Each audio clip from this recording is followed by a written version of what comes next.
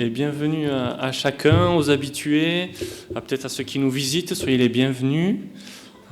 Vraiment que voilà, on puisse passer ces quelques moments dans la présence de Dieu. On est réunis autour de lui dans sa maison et vraiment voilà, c'est une joie de partager ces moments avec vous. Bienvenue aussi à ceux qui nous suivent par la vidéo. On est heureux que vous puissiez partager ces moments avec nous. Alors on va avoir dans ce moment une première partie où on va chanter des chants, on va avoir un petit moment de prière, on va partager la scène aussi. Et puis dans un deuxième temps, on aura une prédication de notre frère Stéphane. Et voilà, on conclura par un dernier chant. Comme ça, vous avez un peu le déroulement de ce matin. Et je vous propose pour commencer de lire un psaume qui va nous introduire dans les chants qu'on va pouvoir chanter en suivant. C'est le psaume numéro 100.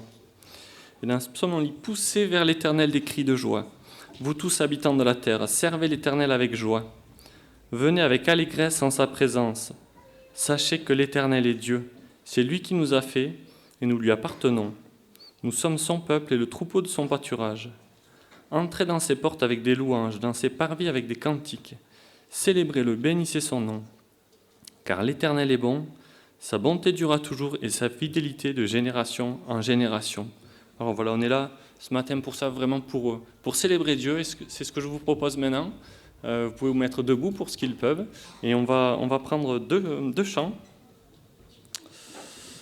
Les titres, c'est « J'entrerai dans ses portes » et « Jour de joie, jour de victoire ».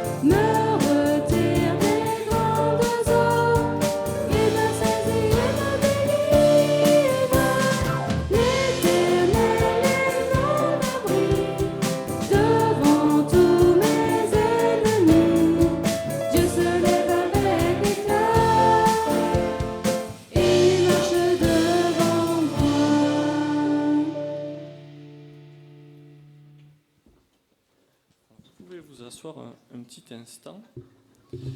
Et je vous propose un petit cours de langue. Ce matin, on va parler hébreu. On va dire quelques mots. C'est dans le prochain chant. On va voir quelques mots, quelques attributs que Dieu révèle dans sa parole. Et voilà, Dieu a plusieurs noms pour qu'on puisse un peu cerner quelques facettes de sa personne. Et donc dans ce chant qu'on va prendre, qui donc dans le ciel, on va voir quelques noms hébreux que Dieu a. On a Adonai Jireh, le Dieu qui pourvoit. On a Adonai Shama, celui qui répond. Adonai Shalom, le Dieu de paix. El Shaddai, le Dieu tout-puissant. El Olam, le Dieu éternel. El Haï, le Dieu qui est vivant. Et voilà, je vous propose de prendre ce nouveau chant et de voir un petit peu quelques facettes de notre Dieu à travers ces différents qualificatifs qu'il a. Alors voilà, prenons ce chant qui donc dans le ciel. Et on peut se lever aussi pour ce qu'ils peuvent.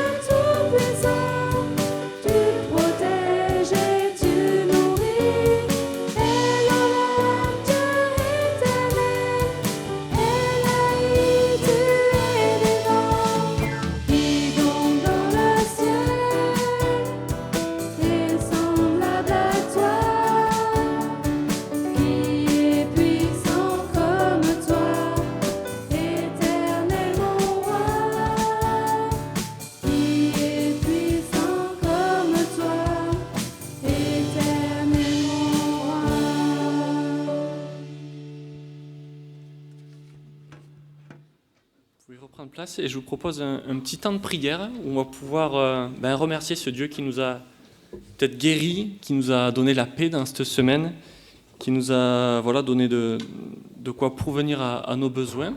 Alors voilà, par des prières courtes, je vous propose de faire montrer votre reconnaissance à notre Dieu et puis je conclurai ce moment.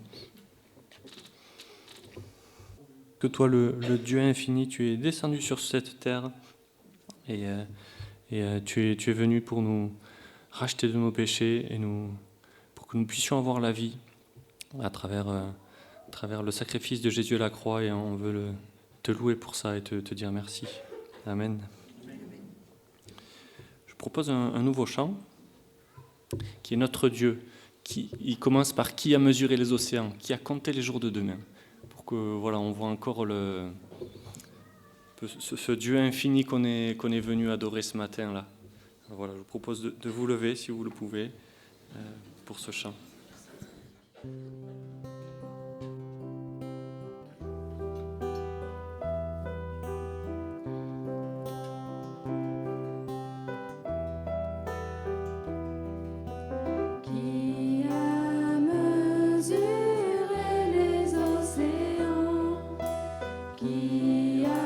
Compté les jours de demain, moi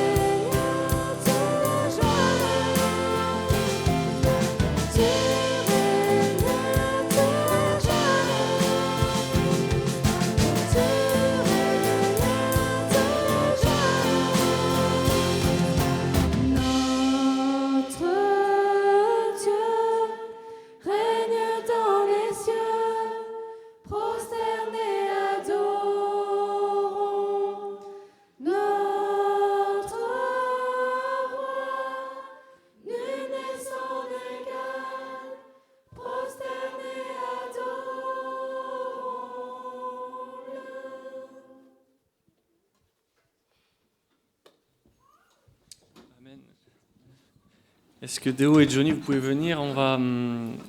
Je propose d'adorer Dieu d'une autre façon par nos offrandes. Alors vraiment, c'est un moment complètement libre. Si vous avez une donnée, donnez. Vraiment que ça soit avec joie. Mais si vous n'avez pas envie, c'est pas du tout une obligation. Alors voilà, on va faire passer le sac.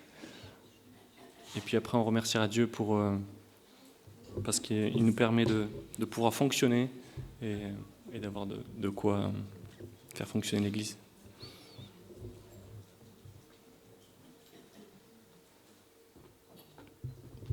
Prions. Tendre Père, toi qui nous as aimés le premier, toi qui nous as appelés à toi, Seigneur, nous voulons une fois de plus te dire merci.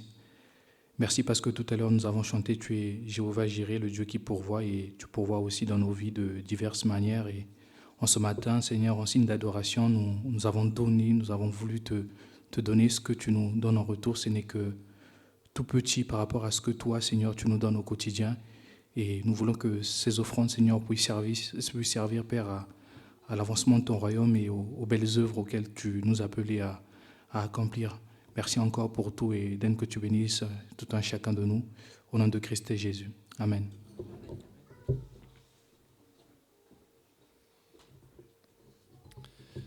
Je vous propose maintenant deux chants encore. Avant d'arriver au moment de la scène, on va pouvoir se souvenir ce que Jésus a fait pour nous. Et donc voilà, en préparation de ce moment, deux chants, rien ne peut sauver mon âme. Voilà, vraiment, il n'y a que le sacrifice de Jésus qui peut nous racheter, nous sauver. Et le deuxième chant qu'on va aussi prendre, c'est Mon Dieu, par quel amour tu paies un si grand prix. Voilà, quelque chose d'incompréhensible pour nous, mais voilà, Dieu l'a fait. Et son incroyable amour nous permet d'être rachetés au travers du sacrifice de Jésus.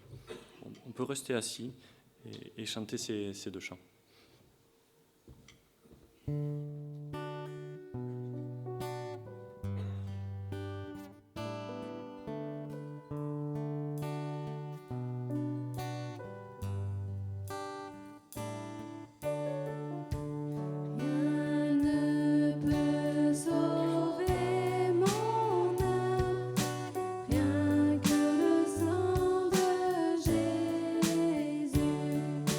Pour elle, je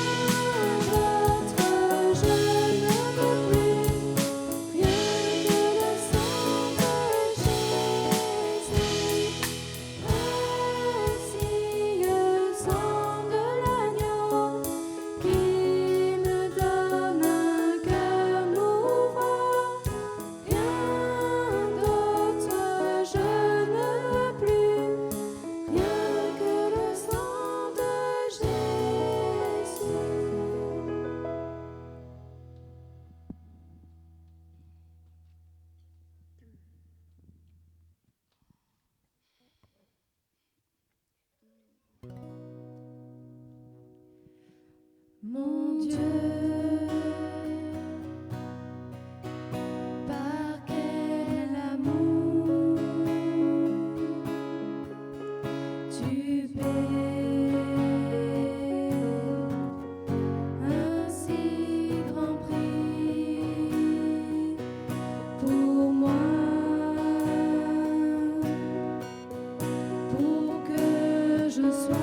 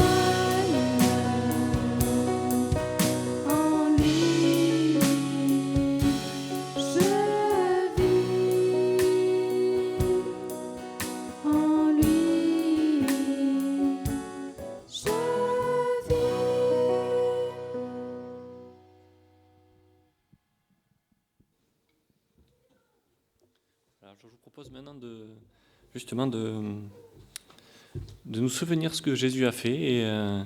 Et avant de quitter ce monde, il a institué la scène, voilà, des symboles tout simples, du pain et du vin, pour que, année après année, jour après jour, on puisse se souvenir de ce sacrifice à la croix. Alors si les frères que j'avais sollicités au début, vous pouvez me rejoindre et on va donc distribuer les éléments. Alors c'est pour ceux qui sont baptisés, qui ont reconnu que Jésus était le Seigneur et le Sauveur de leur vie. Et voilà, si votre vie est en règle avec Dieu, je vous propose de vous lever. Ça va faciliter la distribution. On va s'attendre pour prendre les éléments. Et puis on priera après avoir distribué.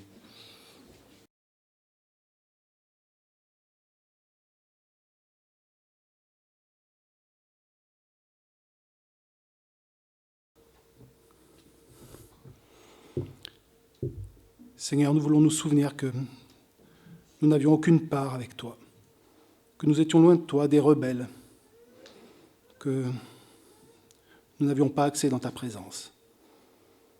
Mais ce grand Dieu, ce Dieu immuable, ce Dieu qu'on ne peut toucher, qu'on ne peut concevoir, ce Dieu si élevé a daigné s'abaisser et venir marcher sur cette terre comme un homme. Et maintenant, c'est un moment où on veut prendre ce pain qui nous rappelle ce corps dans lequel tu es venu, dans lequel tu as marché et souffert sur la croix. Ce pain aussi qui nous parle d'unité, de communion fraternelle, parce que nous qui sommes tous différents, nous sommes un seul corps. Alors en ces instants, Seigneur, en souvenir de toi, nous prenons ce pain et dans nos cœurs, nous nous prosternons et nous t'adorons. Amen.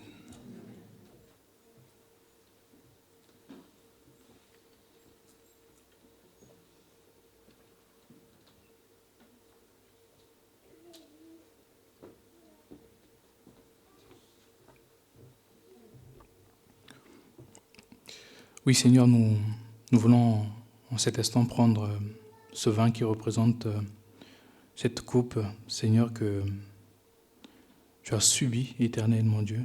Merci parce que c'est à la croix, Seigneur, que nous sommes victorieux. C'est par la croix, Seigneur, que nous avons la victoire sur la mort et c'est toi qui l'as remporté, tendre Père. Et merci pour ce sang que tu as versé, pour mon pardon, pour le pardon de cette assemblée. C'est grâce à ce sacrifice, Seigneur, que nous pouvons nous rassembler aujourd'hui avec un seul esprit, en criant auprès de toi, Abba Père. Et cela, Seigneur, est une victoire, Seigneur, pour nous.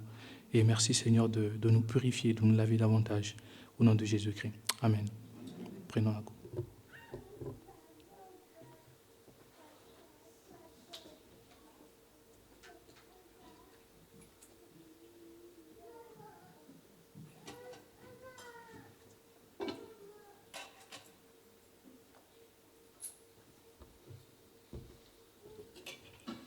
Alors, on va passer ramasser les coupes.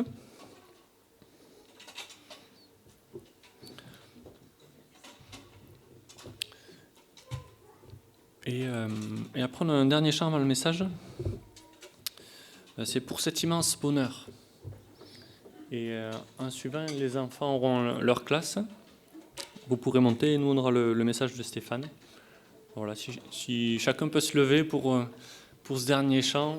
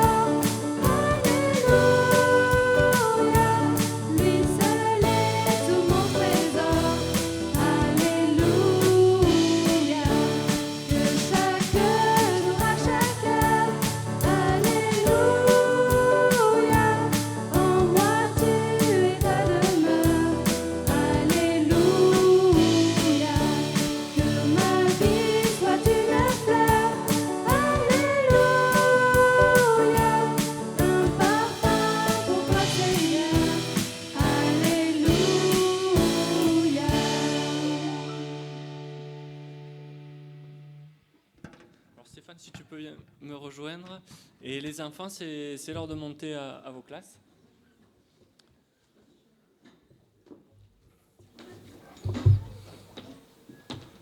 Je te laisse la place. Merci. Le micro est déjà très haut, c'est bien. Bonjour à tous.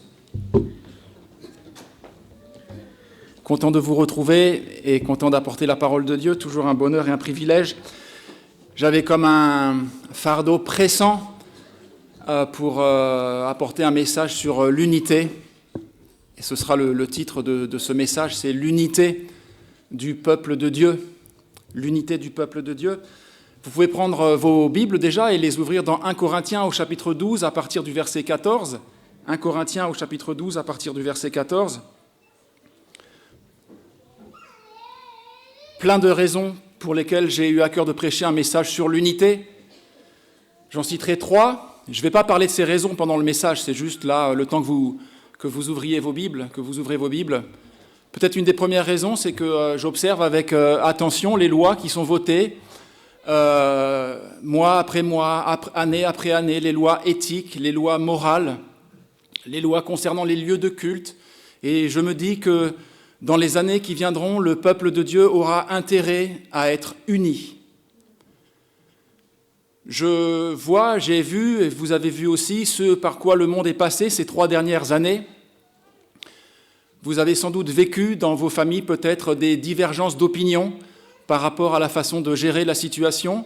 Ça a peut-être généré parfois des désaccords, et ça peut arriver. Le problème, c'est quand cela laisse des racines d'amertume. Et à cause de cela aussi, à cause de ce qu'on a traversé, quand je parle des racines d'amertume et parfois de la colère, dont je ne suis pas exempt, et donc j'ai à cœur de prêcher un message sur l'unité. Et puis peut-être la 3e raison, c'est ce qui se passe actuellement au Moyen-Orient. Vous connaissez Romains au chapitre 11, où il est question d'un olivier franc, qui est Israël, et puis d'un olivier sauvage, ce sont les païens que nous sommes, et nous avons été greffés sur l'olivier franc. Et c'est pour ça qu'on se sent concerné. Et les souffrances actuelles, étant donné que Israël, finalement, et l'Église, l'olivier franc et l'olivier sauvage, c'est un destin qui est lié. Et s'ils ne sont pas exempts de souffrance, je crois que l'Église aussi aura sa part à porter, à supporter. Les 2 oliviers de la terre qui se tiennent devant le Seigneur de la terre. Et à cause de cela aussi, je crois que dans les temps qui viennent, l'Église aura besoin d'unité. Et donc je vous invite à lire 1 Corinthiens chapitre 12, versets 14 à 31. J'ai demandé la permission à Josias pour apporter la prédication sur ce texte, parce que c'est lui qui aura à traiter ces chapitres lors des études bibliques. Mais voilà, je lui ai dit, au pire des cas, tu pourras considérer que ce passage-là a déjà été traité, ou alors ça te mettra sur orbite pour traiter ce texte. Donc nous lisons 1 Corinthiens au chapitre 12, versets 14 à 31. « Ainsi, le corps n'est pas un seul membre, mais il est formé de plusieurs membres. Si le pied disait « Parce que je ne suis pas une main, je ne suis pas du corps », ne serait-il pas du corps pour cela ? Et si l'oreille disait « Parce que je ne suis pas un œil, je ne suis pas du corps », ne serait-elle pas du corps pour cela ? Si tout le corps était œil, où serait l'ouïe ? S'il était tout ouïe, où serait l'odorat ? Maintenant, Dieu a placé chacun des membres dans le corps comme il a voulu. Si tous étaient un seul membre, où serait le corps ? Maintenant donc, il y a plusieurs membres et un seul corps. L'œil ne peut pas dire à la main « Je n'ai pas besoin de toi », ni la tête dire aux pieds « Je n'ai pas besoin de vous ». Mais bien plutôt, les membres du corps qui paraissent être les plus faibles sont nécessaires, et ceux que nous estimons être les moins honorables du corps, nous les entourons d'un plus grand honneur. Ainsi, nos membres les moins honnêtes reçoivent le plus d'honneur, tandis que ceux qui sont honnêtes n'en ont pas besoin. Dieu a disposé le corps de manière à donner plus d'honneur à ceux qui en manquaient, afin qu'il n'y ait pas de division dans le corps, mais que les membres aient également soin les uns des autres. Et si un membre souffre, tous les membres souffrent avec lui. Si un membre est honoré, tous les membres se réjouissent avec lui. Vous êtes le corps de Christ, et vous êtes ses membres, chacun pour sa part. Et Dieu a établi dans l'Église premièrement des apôtres, secondement des prophètes, troisièmement des docteurs, ensuite ceux qui ont le don des miracles, puis ceux qui ont les dons de guérir, de secourir, de gouverner, de parler diverses langues. Tous sont-ils apôtres ? Tous sont-ils prophètes ? Tous sont-ils docteurs? Tous ont-ils le don des miracles? Tous ont-ils le don des guérisons? Tous parlent-ils en langue? Tous interprètent-ils? Aspirez aux dons les meilleurs, et je vais vous montrer une voie par excellence. Je voulais dire aussi que si je suis là ce matin, c'est parce que je remplace notre frère Jean Batina. Et donc, je lui dédicace aussi ce message. Je ne sais pas s'il regarde, mais en tout cas, mon frère, que Dieu te bénisse. Et on est unis aussi avec toi dans la prière. Et donc, pour introduire, ce message-là nous appelle à la plus grande unité en tant que peuple de Dieu. Nous l'avons vu, nous sommes membres d'un même corps. L'illustration est vraiment facile à comprendre. Et donc, comme nous sommes membres d'un même corps, nous sommes interdépendants. Nous avons besoin les uns des autres. Vous vous rendez compte de ça? Nous avons besoin les uns des autres. Vous avez besoin des autres. Et les autres ont besoin de vous. J'ai besoin de vous, frères et sœurs. Personne ne peut dire, dans cette assemblée, personne ne devrait en tout cas pouvoir dire « on n'a pas besoin de moi ici ». Et personne ne peut dire, ou personne ne devrait pouvoir dire « je n'ai pas besoin des autres ». Et c'est vrai que parfois, dans la vie, nous penserions et nous souhaiterions pouvoir tout faire par nous-mêmes. Je ne sais pas si ça cause à quelqu'un. En tout cas, c'est mon cas. Pourquoi? Parce qu'au fil des années, on se rend compte que, chemin faisant, on peut être déçu par les autres.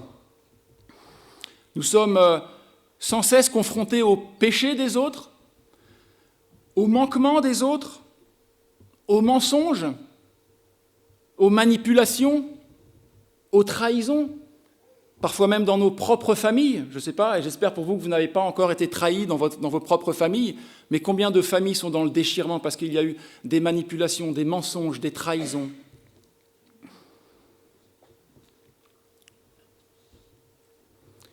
Alors ça, c'est encore pire quand malheureusement ça arrive dans l'Église.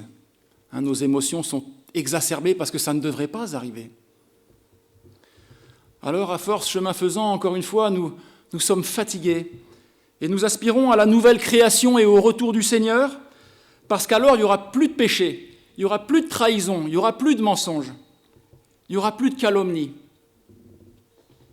Et bien sûr, pour donner une image complète et réaliste, les autres sont aussi déçus par mes propres péchés, par mes propres manquements, par mes propres faiblesses. Alors, on apprend à essayer de se passer des autres. Dans notre monde idéal, on aimerait ne plus avoir besoin de personne. Et je dois dire que mon épouse et moi-même, on est un peu dans ce processus.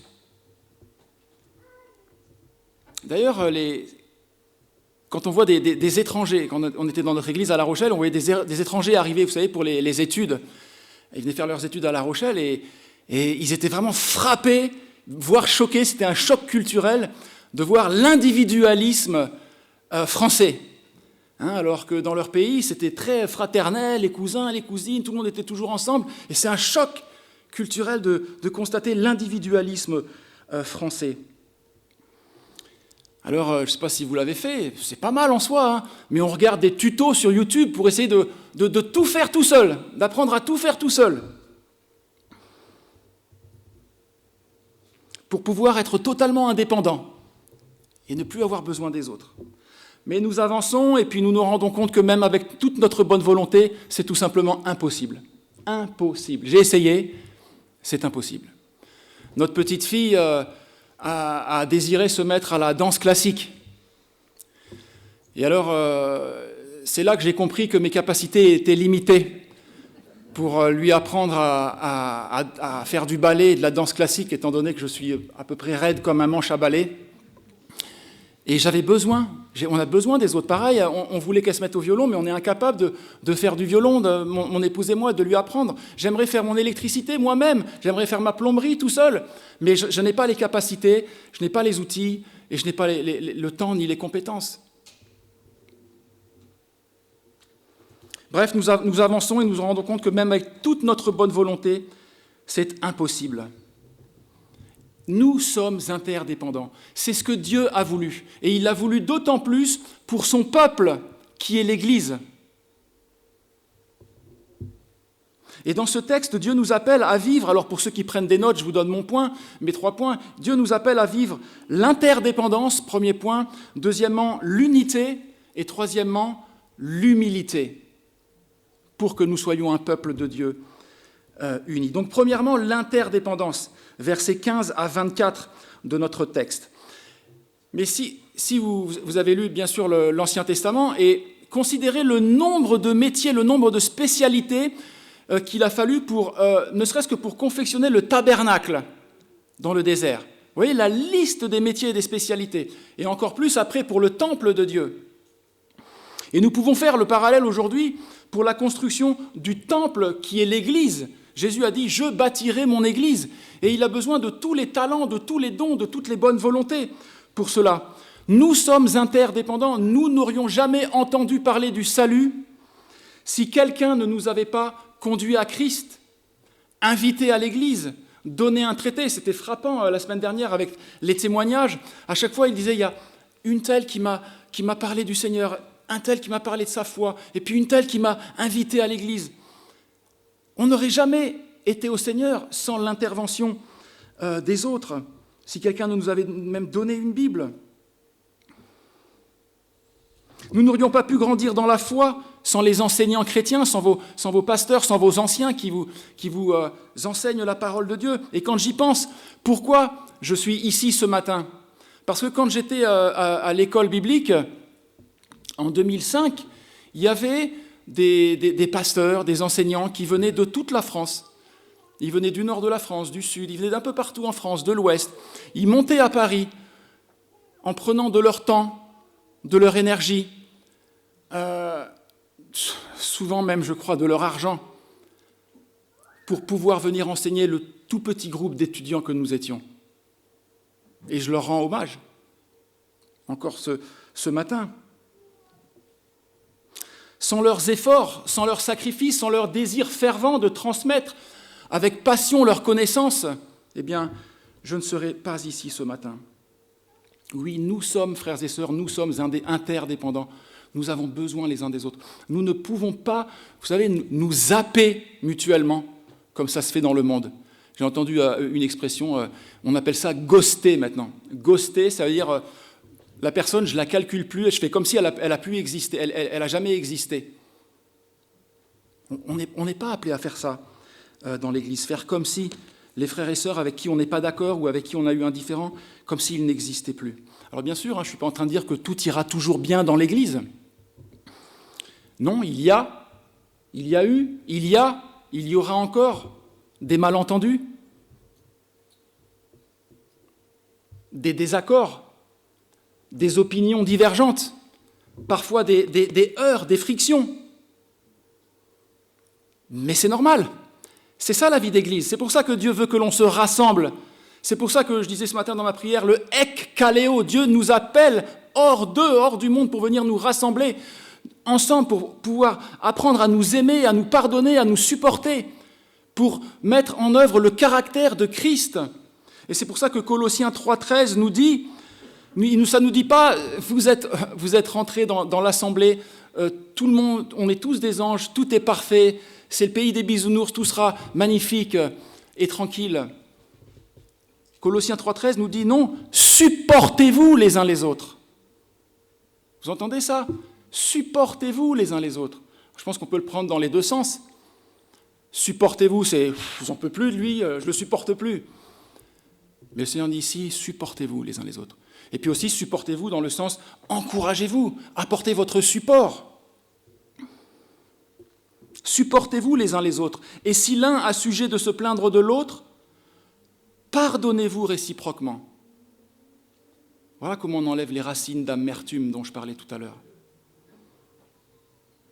Pardonnez-vous réciproquement. De même que Christ vous a pardonné, pardonnez-vous aussi. Parce que, laissez-moi vous dire que nous ne pourrons pas grandir seuls. Nous ne pourrons pas résister seuls sur le plan spirituel. Dans mon expérience pastorale à La Rochelle, j'ai croisé beaucoup de chrétiens qui vivaient seuls leur vie chrétienne. sans jamais se mêler au peuple de Christ, sans jamais se mêler au peuple de Dieu. Et en fin de compte, ils disent, je les connais, c'est des amis, c'est des frères et sœurs en Christ, je les connais, et ils disent aimer Christ. Et moi, je ne mets pas en doute leurs paroles. Je ne suis pas Dieu pour sonder les cœurs. Mais ils disent aimer Christ, mais en fin de compte, ils n'aiment pas le corps de Christ. Vous voyez ? Et comme il y a un parallèle entre l'amour de Christ pour son Église et l'amour de l'homme pour sa femme, eh bien c'est un peu comme si je disais à ma femme, ici présente, je t'aime, mais je ne veux pas te voir. Je t'aime, mais ça me coûte de te rencontrer. Je t'aime, mais je ne peux pas te supporter. Et donc, qu'est-ce que tu dirais d'une relation par Zoom ?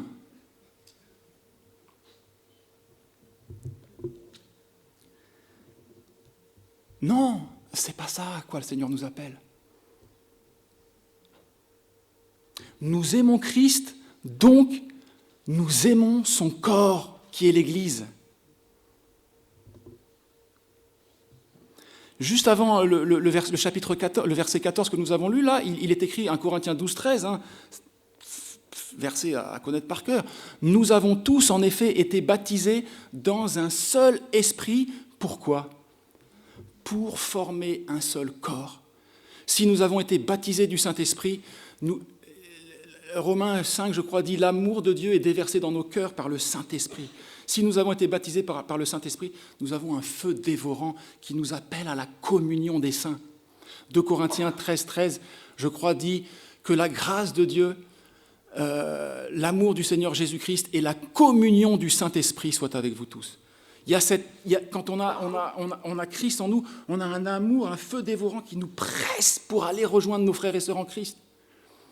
J'entendais la sœur qui a témoigné lors de son baptême la semaine dernière, qui disait qu'elle allait en boîte de nuit avant tout cela. Et ça a été toute ma vie, de 20 ans à 30 ans. Toute ma vie, d'aller dans les boîtes de nuit branchées parisiennes. Et c'était toute ma vie, c'était le sens de ma vie, c'était le sens à ma vie. Je travaillais toute la semaine, je me préparais, je faisais de la musculation pour être beau dans boîte de nuit, etc. Pour pouvoir aller en boîte de nuit, faire la fête avec les copains et les copines. Le jour où je me suis converti, Dieu, il a mis dans ma bouche un cantique nouveau. Dieu, il a mis dans mon cœur un cantique nouveau. Et j'avais un feu dévorant le samedi soir, non pas pour aller faire la fête, mais pour être la veille du dimanche matin où je pouvais venir à l'église, adorer le Seigneur avec mes frères et sœurs. C'est ça, mon témoignage. Du jour au lendemain, il y avait ce feu dévorant. Quand je dois venir ici le dimanche matin, je suis dans la joie. Le samedi, je suis dans l'excitation, parce que le dimanche matin, on va être ensemble, on va louer, on va adorer le Seigneur.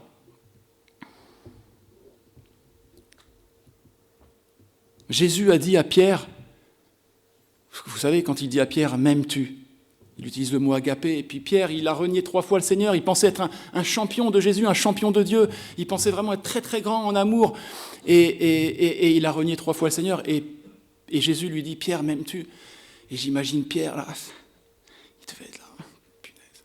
Et la seule chose qu'il peut dire, c'est « Seigneur, tu sais que j'ai de l'amour pour toi ». Il en avait peut-être qu'un tout petit peu, il pensait en avoir comme ça, finalement, il en avait qu'un tout petit peu, et Jésus lui redemande « Pierre, m'aimes-tu » Et Jésus lui dit, et Pierre lui dit, « Seigneur, tu sais que j'ai de l'amour pour toi. » Un tout petit peu comme ça, parce que je croyais. Alors Jésus lui dit, « Paie mes brebis, paie mes agneaux. » Ça veut dire que si on a un tout petit peu d'amour pour le Seigneur, comme on le professe de la bouche, eh bien, on aura à cœur de paître les brebis du Seigneur, de prendre soin de nos frères et sœurs en Christ, de nous réunir avec le peuple de Dieu. La conséquence d'un amour authentique pour Jésus est de s'occuper de son peuple et de s'occuper du corps de Christ et de prendre soin les uns des autres. Ici, dans le verset 21 du texte, le Saint-Esprit nous parle de 2 membres. C'est pour nous montrer qu'on est interdépendants. 2 membres très visibles. Verset 21, il parle de la tête, du visage, et puis des mains. Et c'est vrai que quand on rentre en contact avec une personne, les premières choses que l'on voit, c'est son visage, sa tête, et puis on se salue, éventuellement on se serre la main. Mais le corps, ce n'est pas uniquement la tête et les mains. Les membres les plus vitaux, les plus importants, ils sont en fait cachés. parce qu'il faut qu'il soit protégé. Et donc, quand on arrive dans une église, ce qui est important, finalement, ce n'est pas ce qu'on voit, c'est ce CEUX. Ce n'est pas ceux que l'on voit, c'est ceux que l'on ne voit pas, et ceux sur lesquels, finalement, l'église tient. Quand je suis arrivé dans mon église à La Rochelle en 2008, j'ai travaillé avec mon collègue, mon copasteur, à responsabiliser les gens dans l'église, à former des anciens, et voilà, à placer des gens spirituellement qualifiés à tous les postes, afin que nous, mon collègue et moi, nous puissions nous concentrer, comme c'est écrit en Acte 6, sur la parole de Dieu, la prédication, l'enseignement et sur la prière. Mais du coup, on a responsabilisé du monde, on a formé des anciens pour que l'Église ne repose plus sur nous-mêmes, mais sur une collégialité de personnes. Pourquoi ? Parce que je reconnaissais que je n'avais pas tous les dons, tous les talents, toutes les compétences, et surtout que la parole de Dieu m'enseignait à ce que l'Église ne repose pas sur une seule personne. Vous savez, comme on voit parfois dans les églises un peu avec système pyramidal, avec un pasteur qui fait tout seul, et parce qu'il pense que personne ne fera jamais aussi bien que lui. On en voit beaucoup comme ça qui terminent en burn-out, je crois que j'en avais déjà parlé.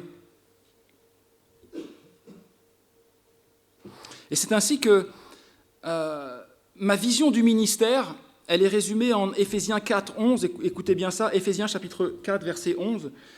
Et il a donné les uns comme apôtres, les autres comme prophètes, les autres comme évangélistes, les autres comme pasteurs et docteurs. Donc là, on voit le ministère d'enseignement. Donc Dieu a donné les enseignants dans quel but ?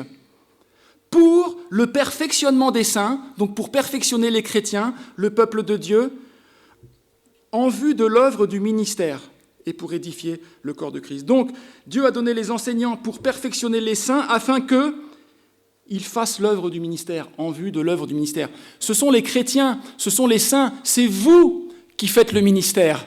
Ça ne repose pas sur une personne, ça ne repose pas sur un ou deux anciens. Moi, au début, quand j'ai terminé l'école biblique, on m'a dit « Ah, tu sais Stéphane, un pasteur, il doit faire des visites pastorales. » Alors moi, je dis « Oui, pas de problème, très bien, je ne suis pas contre ça, les visites pastorales. » C'est très très bien, mais juste je pose une question. Comment il fait le pasteur ou l'ancien, ou les deux anciens ou les trois anciens, quand l'Église elle passe de 40 membres à 200 membres ? Ou quand elle passe de 200 membres à 2000 membres ?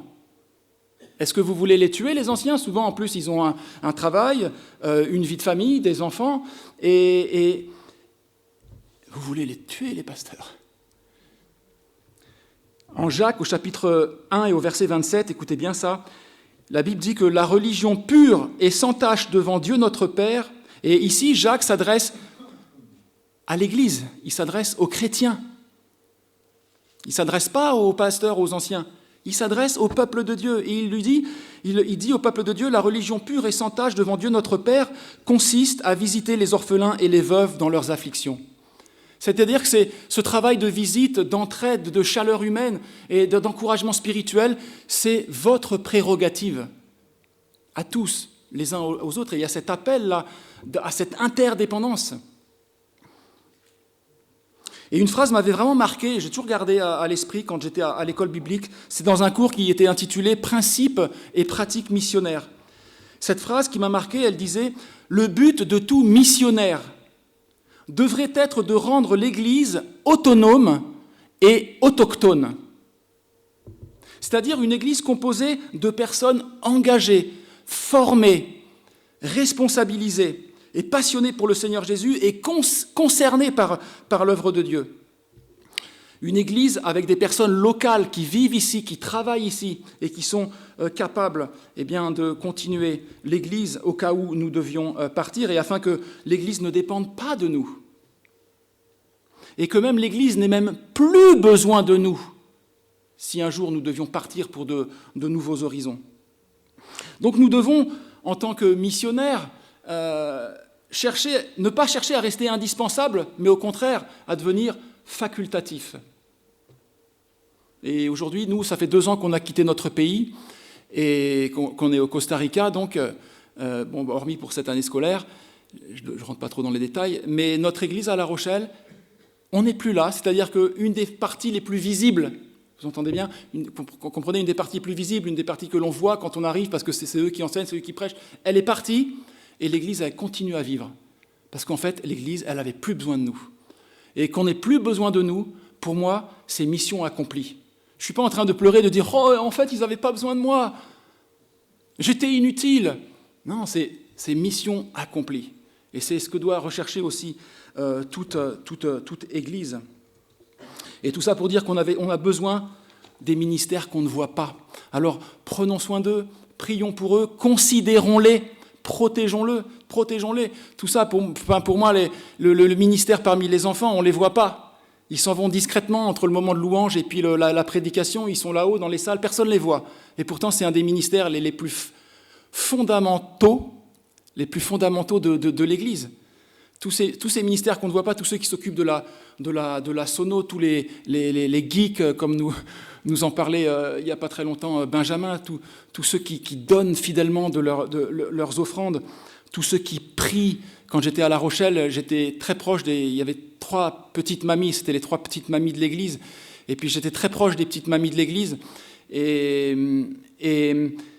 plus les années passaient, plus on les a vues diminuer, et elles avaient de moins en moins la force de bouger, elles avaient de moins en moins la force d'avancer, mais je leur ai dit, concentrez-vous sur la tâche la plus importante, c'est celle de la prière. Parce que vous ne pouvez plus trop bouger, vous ne pouvez plus trop avancer, mais par vos prières, vous pouvez grandement faire bouger et avancer l'œuvre de Dieu. Et voilà, nous sommes interdépendants, et je vous invite maintenant à passer au deuxième point, s'appelle l'unité. Dieu nous appelle à l'unité. Versets 25 à 27, il est écrit « Afin qu'il n'y ait pas de division ». Nous sommes appelés à être unis. Et l'unité dans le peuple de Dieu, ça peut se manifester de bien des façons. Que ce soit par une visite, comme je vous le disais il y a quelques minutes, par un moment passé ensemble, juste un petit coup de fil, un SMS, un bouquet de fleurs déposé. Pourquoi je vous dis ça? Parce que j'ai perdu ma chère maman au mois d'octobre dernier. Nous étions au Costa Rica à ce moment-là, et ça a été un cauchemar psychologique pour moi. Et voilà, je ne rentre pas dans les détails, c'était très compliqué. Et il y a un couple d'Américains de notre église là-bas. Il est venu, on n'était pas à la maison, mais ils nous ont déposé un bouquet de fleurs sur une table de notre terrasse, qu'on n'était pas là, comme je disais. Alors, c'est peut-être pas grand-chose, mais ça m'a montré que le peuple de Dieu, il est là. Même, bien sûr, si c'est perfectible, et le peuple de Dieu, il est là. Ça fait deux étés, quand on rentre du Costa Rica, parce qu'avant, on était à l'église baptiste de La Rochelle. Ça fait 2 étés, quand on rentre, du coup, on s'est joint à l'église d'Arbiste de La Rochelle pour voir autre chose, et puis on passe du très bon temps avec les frères. Et l'année dernière, quand on est parti au Costa Rica, on les avait juste fréquentés pendant 2 mois, et ils ont appris que ma maman était morte, et j'ai reçu des mails de consolation, des mails d'encouragement. C'est ça le peuple de Dieu, c'est ça l'unité du peuple de Dieu. On sait qu'on n'est pas seul, on sait que les frères et sœurs sont là. Cet été, même à La Rochelle, on n'avait pas de voiture. Et il y a une sœur de l'Assemblée des frères, elle nous voyait en difficulté. Souvent, je venais en vélo, Johanna venait pas, parce qu'elle était enceinte, et elle a dit, voilà, elle ne s'est pas souciée uniquement d'elle, elle a regardé autour d'elle les besoins des autres, elle a dit, écoutez, si vous voulez, moi je peux venir vous chercher. Et elle est venue nous chercher. Vous voyez, c'est ça, c'est l'unité du peuple de Dieu, c'est des petites choses comme ça, mais on sent qu'on n'est pas seul, on sait qu'on n'est pas seul. Alors ça peut être... Voilà, un repas partagé au Costa Rica, comme il fait beau toute l'année, souvent on se retrouve entre familles, voir un coucher de soleil à la plage avec les enfants qui jouent ensemble, et ça c'est bon aussi des moments comme ça. Le chrétien sait que d'autres se réjouissent avec lui lorsque son enfant se tourne vers le Seigneur, lorsque son enfant se fait baptiser, ou qu'il réussit dans ses études, ou qu'il guérit par exemple d'une maladie. Le chrétien sait aussi que dans la souffrance, il n'est pas seul. Parce que quand un des membres du corps souffre, nous dit le texte, c'est tout le corps qui souffre. En tout cas, c'est tout le corps qui devrait souffrir.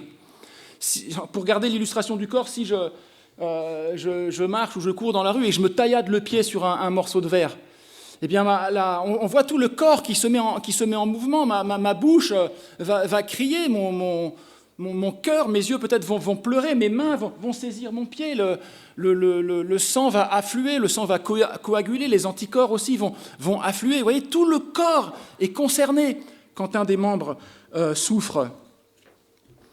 Alors aujourd'hui, nous savons que dans le monde, une grande partie du peuple de Dieu souffre la persécution physique, violente. Est-ce que cela nous concerne, bien-aimés? Est-ce que nous nous sentons concernés par cela? Est-ce que nous soutenons financièrement des associations comme, je ne sais pas, Portes Ouvertes ou le CEL? Est-ce qu'on se sent concerné? Est-ce qu'on lit des nouvelles par rapport au peuple de Dieu qui souffre? Et comment ça se manifeste dans nos vies? Au début de l'année 2023, là, je lisais dans le petit fascicule Portes Ouvertes, et l'association Portes Ouvertes écrivait, je cite, « L'indifférence est pire que la persécution. La persécution est un ennemi que l'Église a maîtrisé à plusieurs reprises. L'indifférence pourrait être un ennemi bien plus dangereux. Que pouvons-nous faire concrètement en 2023 pour devenir plus sensibles, plus attentifs à la douleur et à la souffrance de nos frères et sœurs? » Et j'ai été vraiment encouragé cette année, désolé, je vous donne des exemples du Costa Rica. Il y a une sœur costaricienne qui est ici. Et j'étais vraiment encouragé parce que dans notre église, nous on est sur la côte ouest Pacifique, là, nord, et puis il y avait un chrétien de San José, la capitale, il est venu en visite dans notre église et il était content parce qu'il nous partageait, il dit « je pars en mission », et il en pleurait. « Je pars en mission, et tu vas où ?»« Je pars en Jordanie. » En Jordanie, terre d'islam. Le gars était pleuré de joie d'aller en Jordanie. Vous voyez, ça faisait chaud au cœur de voir des Costariciens qui se mettaient en peine du peuple de Dieu en souffrance. Et ça s'adresse aussi à nous ce matin. Ça s'adresse à toute l'Église. Aussi, j'ai été touché parce que dans notre Église, donc au Costa Rica, il y a deux couples de missionnaires. Enfin, non, c'est pas des missionnaires, c'est des chrétiens. Enfin, on est tous missionnaires, en fait, en tant que chrétiens. On est tous serviteurs, servantes, doulos de Jésus-Christ. Ils étaient à la retraite, 65 ans. Et en fait, ils utilisent leur retraite pour faire des missions court terme. Donc, ils allaient en Zambie, ils allaient... j'avais noté, où est-ce qu'ils allaient? Non, ben, j'ai effacé. Comme j'ai un message encore assez long, il faut que je le concentre, comme d'habitude. Mais, voilà, ils allaient au Rwanda et en Ouganda. Et ça m'a vraiment touché. Et donc, ce qu'ils ont fait, c'est qu'ils ont fait des activités pour les enfants, parce que notre église au Costa Rica, elle va nourrir des enfants pauvres, des enfants démunis, qui sont souvent issus de l'immigration nicaraguayenne, et qui sont vraiment, ils vivent dans des espèces de taudis, et c'est des bidonvilles, quoi. Et il n'y a même pas de sol, ils sont dans la poussière.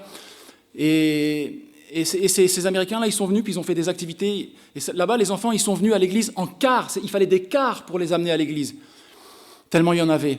Et donc, il y avait une salle où ils faisaient des activités de découpage, de coloriage. Dehors, il y avait un grand ballon, là, vous savez, un château gonflable là, où les enfants jouaient. Et puis, il y avait une autre salle où il y avait une histoire biblique. Et où là, ils prêchaient l'évangile aux enfants de tout leur cœur.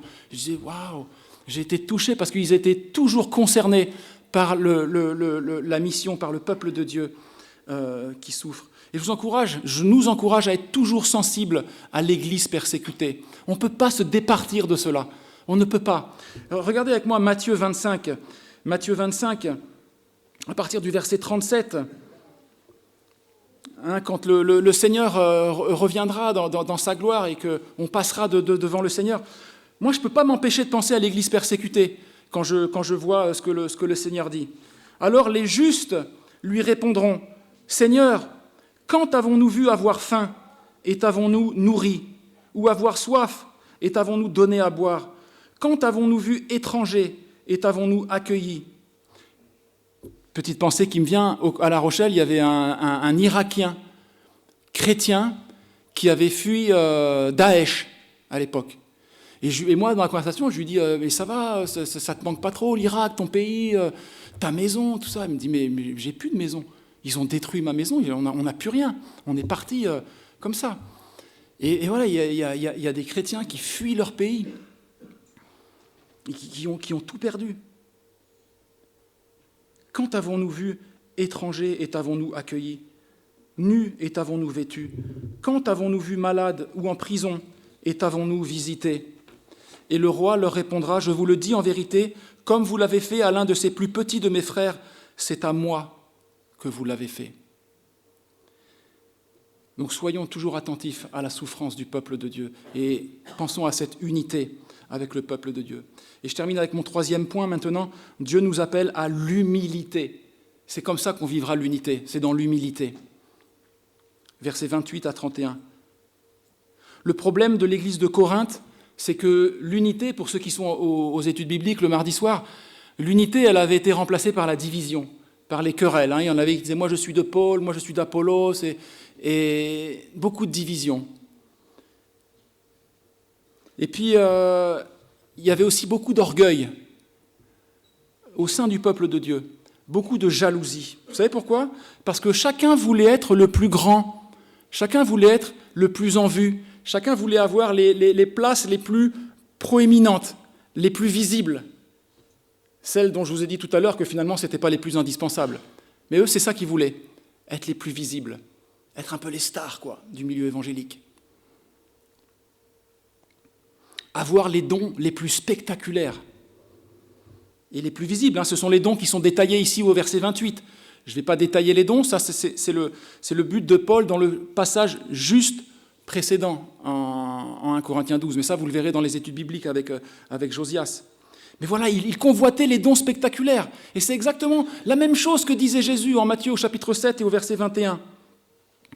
Il dit, Jésus, Matthieu 7, 21, il dit, je le cite de mémoire, « Plusieurs me diront en ces jours-là, « Seigneur, Seigneur, n'avons-nous pas prophétisé par ton nom ? N'avons-nous pas chassé des démons par ton nom ? N'avons-nous pas fait beaucoup de miracles par ton nom ?» Et moi, quand je me suis converti, c'était ça mon église. Chasser des démons, prophétiser, faire des miracles au nom de Jésus, au nom de Jésus, au nom puissant de Jésus. C'était ça. Et quand on rentre là-dedans, on se dit, mais en fait, tout est chrétien, puisque tout est au nom de Jésus. Tout est au nom de Jésus. Et du coup, il y avait une grande confusion, parce qu'on se dit, mais c'est chrétien, c'est au nom de Jésus. Et pourtant, Jésus va leur dire, éloignez-vous de moi, je ne vous ai jamais connu. Et donc, il y a une urgence, il y a un appel à avoir du discernement par rapport aux dons les plus spectaculaires, aux dons les plus proéminents. Parce qu'il y a une énorme confusion et il faut scruter la parole de Dieu avec sérieux pour savoir comment nous devons nous conduire et plaire à Dieu dans l'Église locale. Mais là, tout le monde convoitait les dons les plus visibles, ou alors les postes de direction. Vous voyez là, le visage que l'on voit quand on arrive. Comme s'il s'agissait d'un titre valorisant. Parce que si vous pensez, par exemple, que pasteur, c'est un titre valorisant, en fait, c'est que vous n'avez pas encore bien compris. Parce qu'en fait, pasteur, ce n'est pas un titre.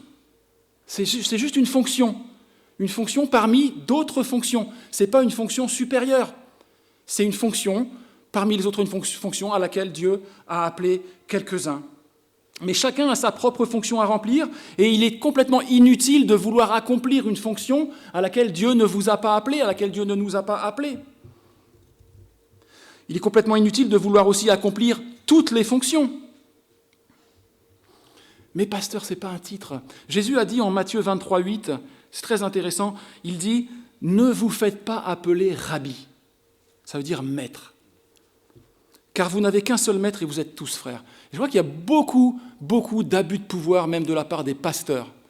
Alors ça peut être plus ou moins selon les pays, selon les cultures, mais parfois, quand j'étais à La Rochelle, il y avait des gens qui venaient me voir, ou alors là, des étudiants qui arrivaient de l'étranger, puis ils me disaient « Pasteur Stéphane, et comment on vous appelle Monsieur le pasteur ?»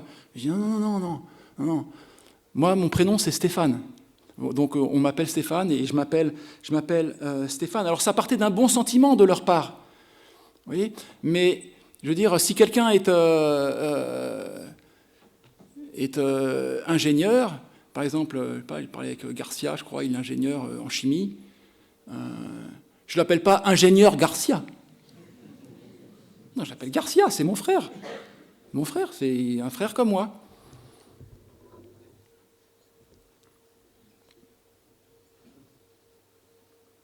Je suis juste un frère et les anciens sont juste des frères, parmi vos autres frères et sœurs. Et d'ailleurs, Georges nous a aussi entretenu là-dessus la dernière fois dans 1 Corinthiens 4. Il disait de Paul disait qu'on nous regarde, il dit du reste qu'on nous regarde comme des serviteurs de Christ. C'est vrai que Paul, quand il devait défendre son ministère, il disait apôtre du Seigneur, mais il disait qu'on nous regarde comme des serviteurs, des esclaves. Honnêtement, alors ça c'est peut-être lié à mon arrière-plan, mais je me demande pourquoi dans les milieux évangéliques il peut y avoir ce genre de lutte de pouvoir. Oh, lui, il a plus d'influence que moi. Oh, lui, il a plus de vues sur YouTube que moi. Je vois la course aux vues sur YouTube. Hein, quand on regarde YouTube, là, et parfois on peut avoir des millions de voix sur YouTube dans les milieux évangéliques en disant n'importe quoi. Ce n'est pas le nombre de voix qui est un gage de sérieux et de spiritualité. Le nombre de vues, pardon. Et je me demande pourquoi dans les milieux chrétiens, il peut y avoir comme ça des luttes de pouvoir. Je trouve ça vraiment pathétique. Et je vous dis, c'est peut-être lié à mon arrière-plan dans le monde. Et je dis pourquoi ? Parce que la communauté évangélique, elle est tout simplement insignifiante à côté du monde. On est peut-être moins de 1% en France. Alors je peux comprendre que dans le monde, poussé par l'appât du gain, du pouvoir, de la gloire, de l'orgueil, on puisse aspirer à devenir, je ne sais pas moi, un grand footballeur, un grand magnat de l'immobilier, de l'informatique, un grand industriel, un grand acteur. Avant la conversion, moi, dans la folie de mon orgueil, parce que ce qui me motivait, c'était l'orgueil, je voulais être un grand acteur, je voulais être connu. Alors c'est pas mal de vouloir être un acteur, mais c'est les motivations sous-jacentes qui étaient mauvaises. Et j'ai poursuivi ce but sans relâche jusqu'à mes 30 ans, jusqu'à ma conversion au Seigneur Jésus-Christ. Et aujourd'hui, il me semblerait totalement, mais vraiment ridicule, de vouloir devenir un grand pasteur, un grand commentateur biblique, un grand évangéliste. Tout le monde s'en moque. Mais encore une fois, c'est lié à l'orgueil. Ce fichu orgueil qui, même dans le microcosme le plus insignifiant, va nous pousser à vouloir être le premier. Et ce faisant, à créer les divisions, les dissensions,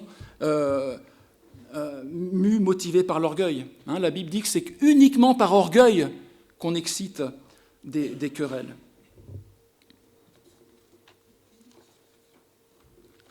Il y a même un proverbe dans le monde qui dit « il vaut mieux être premier dans son petit village que 100e dans la capitale. » Cette volonté de toujours vouloir être le premier.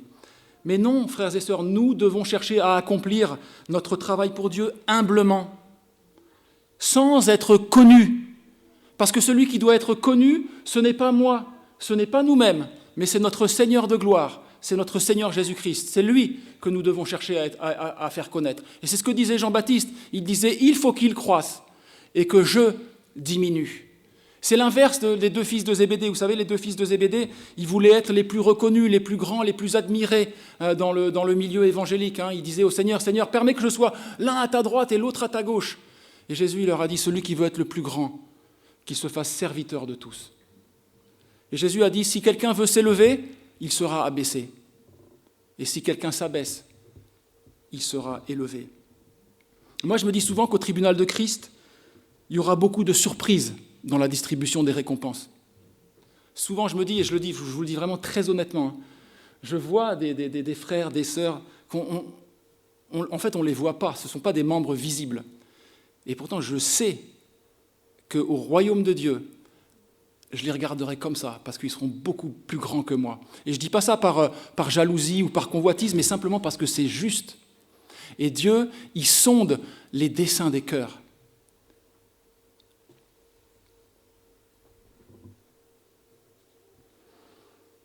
Alors cessons d'aspirer au plus grand don, aux places d'honneur, abandonnons la compétition et la jalousie.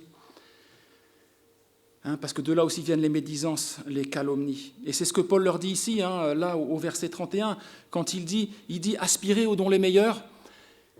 Et moi, je vais vous montrer une voie plus excellente. En fait, il ne leur dit pas allez-y, aspirez aux dons les plus grands. Non, parce que tout le contexte vient de nous montrer qu'en fait, c'est ce qu'il leur reproche.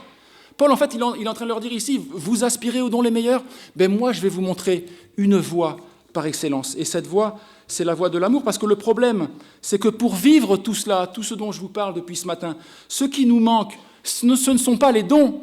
Ce qui nous manque, c'est l'amour. Si l'Église est divisée, si l'Église a des dissensions, si l'Église souffre d'un manque de pardon, si l'Église a des frictions, des dissensions comme cela, c'est un manque d'amour. Et c'est excité par l'orgueil. Parce que l'amour, il n'est pas centré sur soi, mais il est centré sur les autres. Et en fin de compte, si on devait résumer, l'Esprit Saint nous enseigne le renoncement à soi et notre chair nous pousse à l'exaltation de soi. Et je conclus maintenant en vous disant que Christ, il est notre modèle et il est le parfait exemple de tout cela, du renoncement à soi et non pas de l'exaltation de soi ou du moi. Pourquoi ? Parce qu'il a quitté sa gloire, on le sait, Philippiens 2 nous le dit, il était dans la gloire, parfaitement heureux. On parle même les théologiens ils parlent même de cette danse entre le Père, le Fils, le Saint-Esprit. Ils n'avaient besoin de rien, ils n'avaient besoin de personne. Ils étaient parfaitement dans la communion, dans l'harmonie. Et Jésus était dans la gloire et il a quitté sa gloire pour venir nous chercher dans son amour, pour se faire serviteur de tous. Et il a fini en donnant sa vie, crucifié sur une croix, pour venir chercher et sauver ceux qui étaient perdus, pour payer le prix que méritaient les péchés de notre humanité. Et aujourd'hui, il offre toujours la vie éternelle, le salut. Il ouvre la porte du peuple de Dieu. Il ouvre la porte de la grande famille de Dieu à quiconque se repent et croit en lui de tout son cœur. Et la porte du salut, en ce jour, elle est toujours ouverte. Pour combien de temps ? Je ne sais pas. Le temps est compté. Il y a un tic-tac. Et beaucoup disent qu'on est plutôt vraiment à la fin de la fin, et que le Seigneur va bientôt revenir. Et donc, aujourd'hui, si vous entendez sa voix aussi à cet égard, à l'égard du salut, ne tardez pas, venez à lui. Et puis, amis chrétiens, frères et sœurs, que la parole de Dieu ce matin nous encourage à œuvrer ensemble dans le corps de Christ en méditant sur ces trois pensées, l'interdépendance, l'unité et l'humilité. On va prier. Seigneur, notre Dieu, notre Père, nous te remercions parce que, au-delà des mots qui peuvent être prononcés, ton esprit, ton Saint-Esprit, applique les vérités spirituelles qui viennent de ta parole à nos cœurs. Seigneur, ton Saint-Esprit nous convainc que nous avons besoin de te demander pardon pour nos amertumes, pour nos colères, pour nos rancœurs, pour notre esprit de vengeance parfois.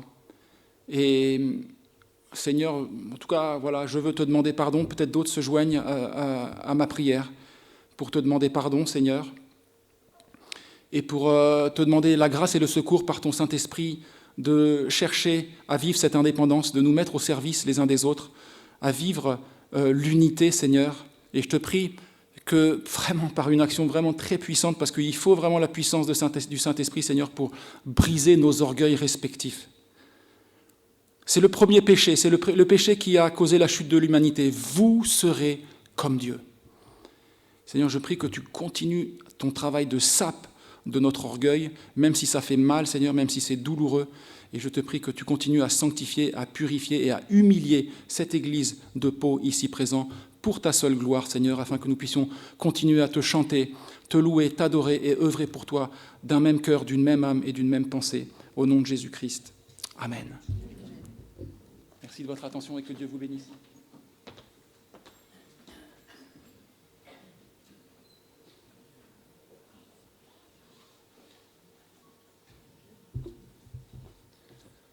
Si le groupe de louanges peut revenir, Stéphane avait choisi un chant pour terminer. C'est « À qui il est doux pour des frères de demeurer ensemble ». Si on peut prendre ce chant, il y a Gaël qui arrive. Et après, Benjamin nous donnera les annonces et puis on terminera ce culte. Donc on peut se lever.